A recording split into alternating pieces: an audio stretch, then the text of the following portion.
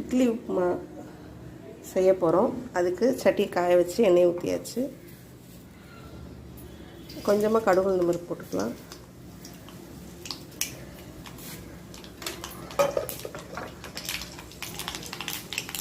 ஒரு 1/4 ஸ்பூன் சீரகம், சும்மா ஒரு வாசனைக்காக. இது வந்து 2 பெரிய வெங்காயம். வெங்காயம் நான் கொஞ்சம் ஜாஸ்தியாக போடுவேன். 2 காஞ்ச மிளகாயை பிச்சு வச்சுருக்கோம். இதையும் போட்டு அவ்வளோதாங்க. கடுகு உளுந்தம் பருப்பு, சீரகம் கொஞ்சோன்னு, காஞ்ச மிளகா, வெங்காயம். வெங்காயம் மட்டும் நான் பொதுவாக உப்புமாக்களுக்கெல்லாம் கொஞ்சம் நிறையா போடுவேன். ஏன்னா அந்த வெங்காயத்தை வச்சு வெங்காயம் நிறையா போடுறது எனக்கு ரொம்ப பிடிக்கும். இவ்வளோ தாங்க. இட்லி உப்புமா செய்ய ரொம்ப பெரிய மெனக்கடலாம் இல்லை, ரொம்ப சிம்பிள். இந்த பாருங்க, இட்லி வந்து நல்லா உதுத்து வச்சுருக்கோம்.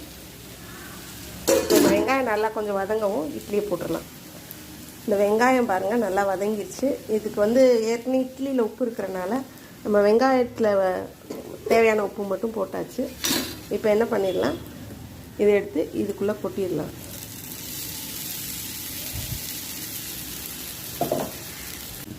இப்போ இட்லி வந்து உதிரி உதிரியாக இருக்குது பாருங்கள். இதை வந்து கொட்டியாச்சு. இப்போ வந்து இதை வந்து நம்ம சிம்மில் போட்டு தான் பண்ணணும்.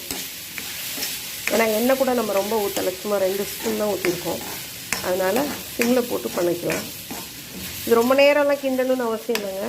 லைட்டாக சூடு ஏறினா போதும். அவ்வளோதான், நமக்கு வந்து இட்லி உப்புமா ரெடி ஆயிடுச்சு.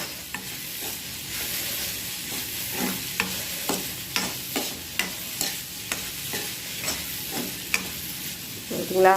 இந்த ஆவி வருது பாருங்கள், அவ்வளோதான், இட்லி உப்புமா ரெடி. சுட சுட இட்லி உப்புமா ரெடி ஆயிடுச்சு. சூப்பராக இருக்குது, நல்லா டேஸ்ட்டாகவும் இருக்கும். இந்த மாதிரி பண்ணுறது ஒன்றுமே இல்லை, ரொம்ப சிம்பிள். ஆனால் டக்குன்னு செஞ்சிடலாம், ரொம்ப ருசியாக இருக்கும். விருப்பம் இருந்தால் உங்களுக்கு ஒரு ஸ்பூனு நெய் வந்து லாஸ்ட்டில் அப்படியே ஊற்றி பரட்டி விட்டிங்கன்னா இன்னும் நல்லா வாசனையாக சூப்பராக இருக்கும்.